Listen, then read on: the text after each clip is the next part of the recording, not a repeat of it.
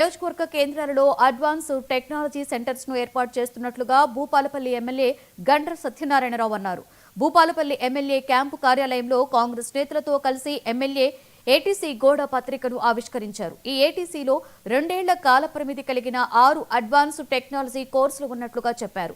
10వ తరగతి పాస్ అయిన భూపాలపల్లి నియోజకవర్గ విద్యార్థులు ఈ అవకాశాన్ని సద్వినియోగం చేసుకోవాలన్నారు MLA Gandra Satyanarayana.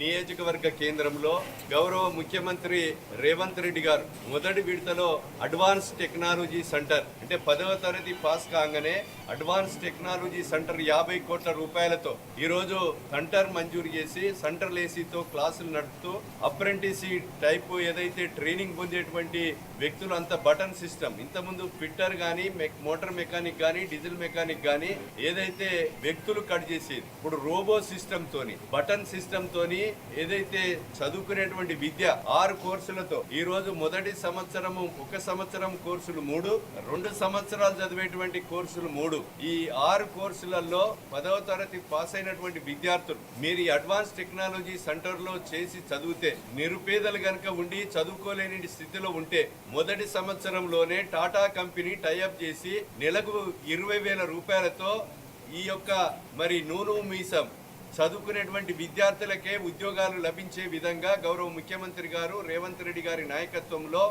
Advance technology సెంటర్ను ఈ సంవత్సరం ఓపెన్ చేయడం జరిగింది.